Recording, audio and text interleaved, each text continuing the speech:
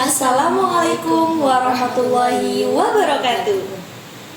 Kembali lagi bersama kami Vindi, Olvi, Indi di podcast Ngaji Santai. Oke, teman-teman Ngaji Santai, kali ini kita bakal ngaji tentang apa ya? Tentang apa, Indi? kali ini kita akan ngaji tentang fikih, khususnya bab wudu. Banyak banget nih para masalah yang Gen Z nih. Untuk kalian yang para Gen Z, mungkin kalian ragu atau belum paham tentang wudu. Bener banget, di kalangan Gen Z sekarang, apalagi yang ciwi-ciwi itu banyak bertanya-tanya tahu tentang bagaimana ya make up itu ketika berwudu, itu tuh bagaimana. Apalagi kan sekarang make up ciwi-ciwi Gen Z itu banyaknya tuh waterproof gitu ya. Nah, itu tuh gimana sih solusi dan jawaban yang benar dari itu? Langsung aja gak sih, gak usah lama-lama. Bener banget, langsung aja kita panggil Neng Sinta dan juga Gus Agil. Oke. Assalamualaikum. Waalaikumsalam. Gus. Gimana perjalanannya di sini tadi? Alhamdulillah aman, lancar. Ya. Oke, aku akan sedikit membacakan profil nih untuk penonton juga yang belum tahu Neng Sinta ini siapa. Bener nih, karena tak kenal maka tak sayang. Iya, bener banget. Jadi Neng Sinta ini nama panjangnya tuh Neng Sinta Sauma SPD MPDI ya. Benar ya. Beliau ini merupakan salah satu pengasuh di pondok pesantren yang ada di Jombang, khususnya pondok pesantren Al Amin ya kalau nggak salah ya. Iya, beliau juga aktif dalam bidang sosial, khususnya beliau juga mendirikan lembaga remaja aktif ngaji di Kebun Raja. Masya Allah, tabarakallah, ini. Biasanya di mana, di Taman Kebun Raja ya? Oh iya, ada juga di Di Bandung. Oh iya. Masya Allah. Mas Agim sendiri. Oke, selanjutnya ini kita juga kedatangan salah satu Gus yang idola dari Gen Z sendiri, terutama di Jombang. Beliau ini adalah salah satu pelopor dari organisasi keislaman di Jombang dan juga termasuk ketua dari organisasi Ngaji Santai. Oke, jadi kita ini termasuk menjalin kerjasama seperti itu, teman-teman. Oke. Mungkin cukup itu ya profilnya. Kalau kalian masih kepo nih, bisa langsung saja kunjungi Instagram masing-masing Di bawah ini. Oke, kita tadi kan kita gini nih, Gus. Kita ini mau bahas tentang wudu nih. Apalagi wudu itu kan bukan hanya sekedar membasuh anggota tubuh ya, tapi merupakan wudu merupakan syarat sah sholat. Nah, lalu permasalahan sekarang itu banyak sekali ya Mbak Ovi ya. Benar-benar banyak sekali, seperti kayak apa tadi sudah disebutkan, kayak sekarang itu ada make up waterproof. Make up waterproof yang sekarang itu Gen Z sering pakai. Nah, kan kalau wudu itu harus menyerap ya ke dalam kulit kita, kulit kita, tubuh kita. Nah, kalau misalkan kita nih para cewek menggunakan make up tadi kan itu nempel di kulit ya. Kalau otomatis kalau kena air itu kan airnya cuma nempel ke make upnya, bukan nyerap ke kulitnya. Nah, itu menurut jenengan ini bagaimana, bisa Agim? Oke, jadi permasalahan utamanya ada pada bagaimana make up itu menghalangi air untuk sampai ke kulit dan tidak. Nah, caranya kita harus dapat membedakan mana make up yang sifatnya itu menghalangi air dan mana make up yang sifatnya itu luntur jika terkena air. Para ulama banyak yang mengatakan ada dua jenis make up yang diperbolehkan, dua jenis make up yang tidak diperbolehkan. Yang pertama namanya jirmun atau make up yang mengandung zat atau lapisan yang memiliki ketebalan dan tekstur yang keras, yang jika kita garuk itu dia mengelupas kayak kuku ini misalkan, kayak pitek gitu ya, kuku. Kalau kita garuk itu dia itu mengelupas semuanya atau sifatnya itu kering. Nah, itu salah satu contoh make up yang menghalangi air untuk meresap ke dalam kulit. Nah, ada lagi yang kedua itu make up yang boleh atau make up yang sah-sah saja digunakan jika berwudu. Namanya make up yang mengandung atsar atau bekas dan warna yang hanya tersisa warnanya saja, tetapi dasar make upnya itu sudah habis atau sisa warnanya saja. Kayak contohnya henna, kan banyak ya cewek-cewek kalau nikah itu tangannya dilukis gini, dilukis. Nah, benar. itu jika sudah membersihkan, dilap dengan digosok-gosok dengan sabun atau segala macam, tetapi warnanya sudah ada, maka itu nggak apa-apa. Kita pakai wudhu itu udah sah karena kita sudah ada niatan untuk membersihkannya. Tetapi emang sifatnya itu sifat warnanya itu pekat dan membekas, itu sah-sah saja untuk dipakai wudhu.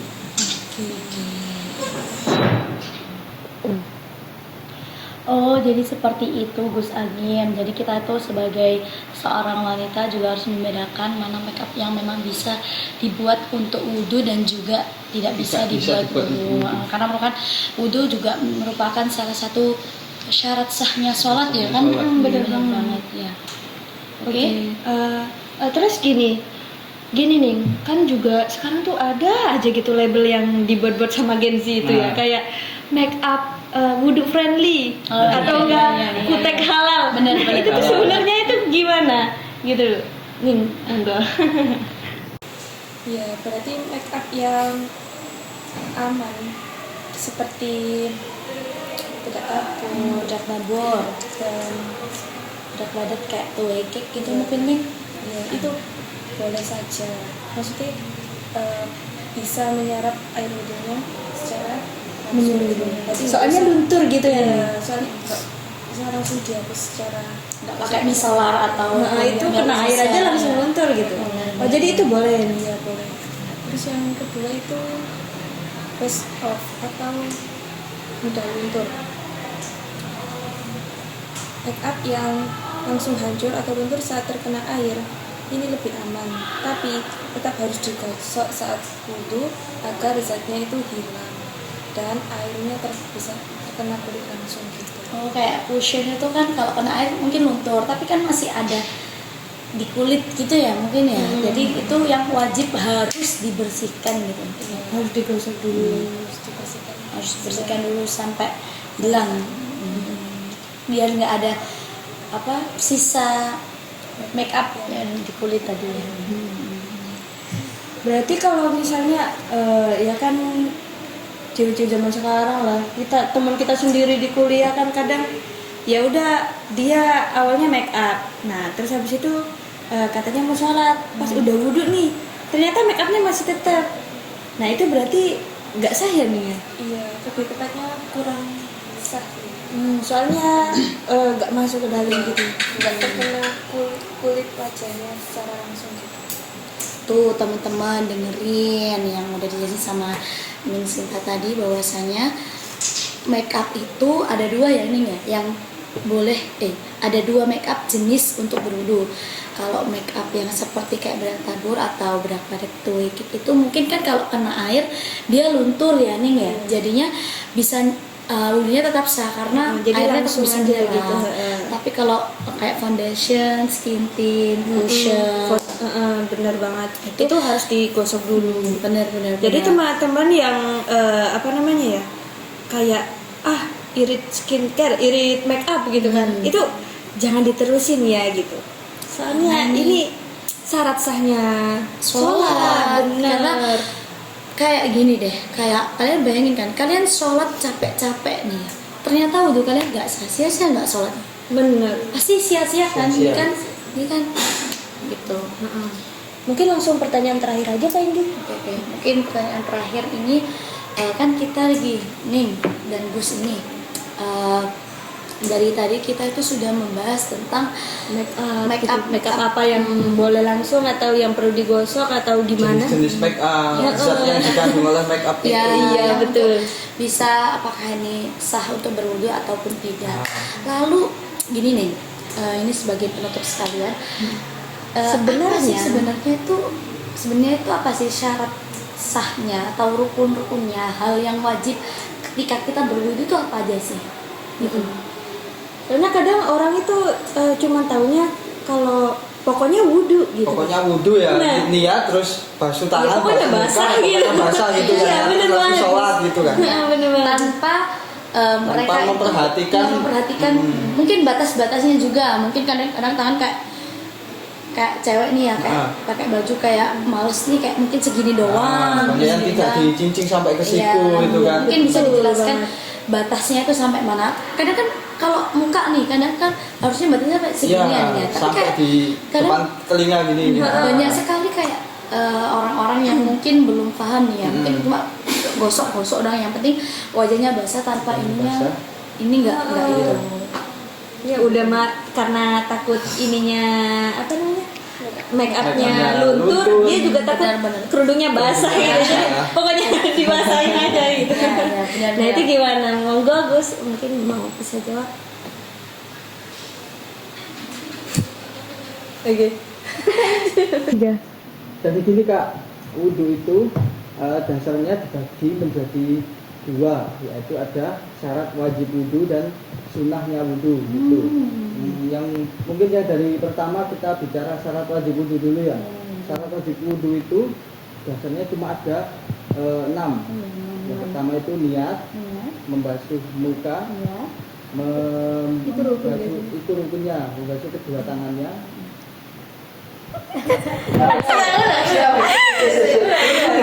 Itu rukunnya. Sudah 3.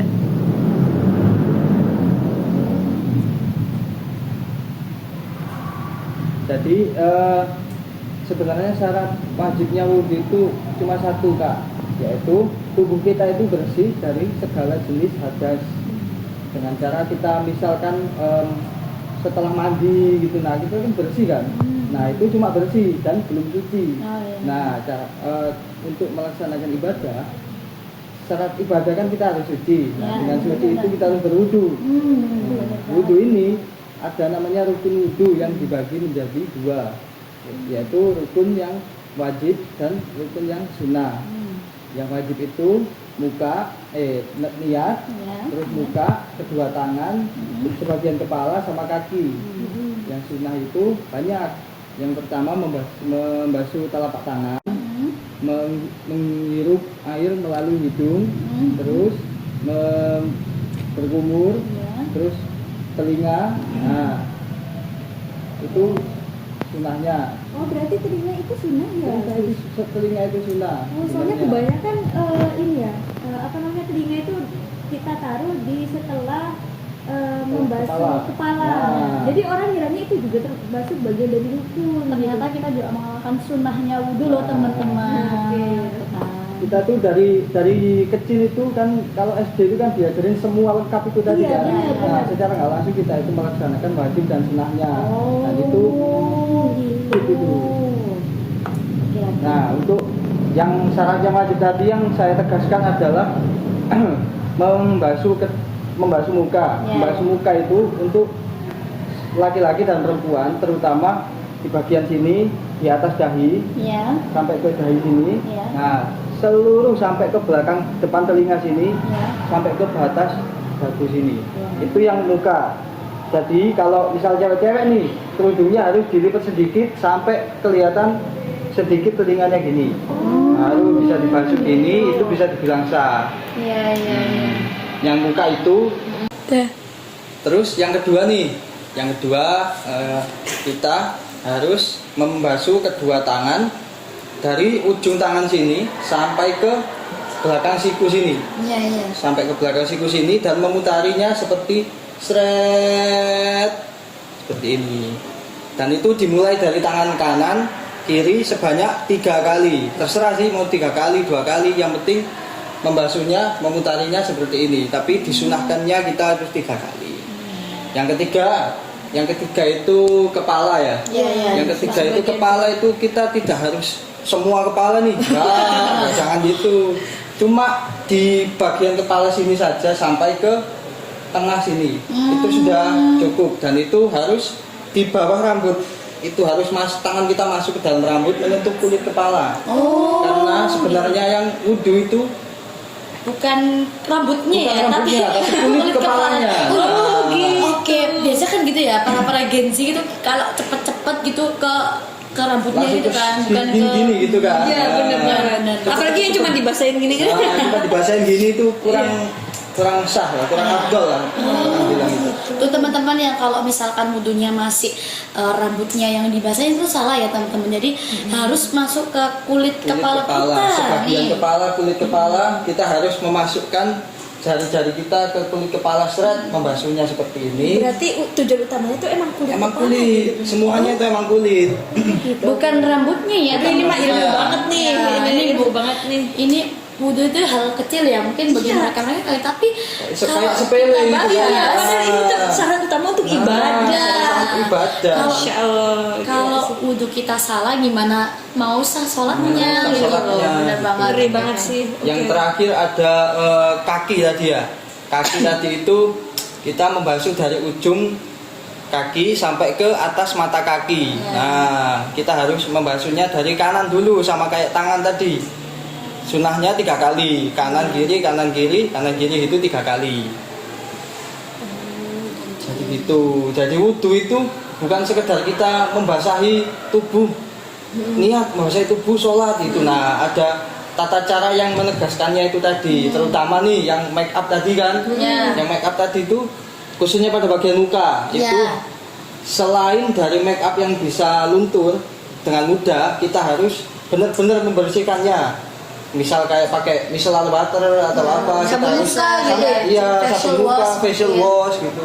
Kita harus benar-benar membersihkannya sampai benar-benar hilang make upnya, agar kulit kita itu langsung kontak dengan air yang kita buat wudhu, supaya wudhunya benar-benar sah. Oke, gitu. Itu teman-teman. Oke, untuk para teman-teman yang di Gen Z, rumah, khususnya para Gen Z. Kita ini jangan sampai kelewatan ya. Tadi itu benar-benar penjelasan yang masya Allah banget, mudah dipahami dan juga mudah dimengerti. Itu tentang bagaimana cara kita berwudu dengan benar. Apalagi tentang problematik yang sering kita temui tadi tentang make up tadi. Banyak banget di luaran sana yang brand-brand yang mengklaim ini tuh berlabel halal, berlabel wudu friendly gitu Nah. kan. Nah sebenarnya itu yang seperti apa itu kan tadi sudah terjawab banget. Jadi jangan sampai kalian lupa tentang itu, bisa dicatat ya teman-teman di rumah. Oke, gimana Kak Indi untuk acara selanjutnya ini apa? acara selanjutnya yakni Oke, jadi kesimpulan pada materi kali ini adalah wudhu itu bukan hanya sekedar membasahi sebagian anggota tubuh kita, tapi juga harus benar-benar kita resapi air yang masuk ke dalam tubuh kita, bukan tubuh kita, maaf, tapi ke kulit kita. Jadi harus ada kontak langsung antara air dan juga kulit kita. Jadi kalau pertanyaannya bagaimana orang yang menggunakan waterproof, apakah itu sholatnya sah, nah gitu wudhunya sah, maka jawabannya tentu tidak, karena tadi syarat utamanya atau rukunnya aja membasahi, yang mana membasahinya itu benar-benar harus meresap ke kulit, bukan ada hanya kontak sekedar antara air gitu. sekedar cuma basah doang gitu loh. Yang basah ternyata make upnya, Nah, itu bukan bener banget. kulitnya. Nah, bener banget.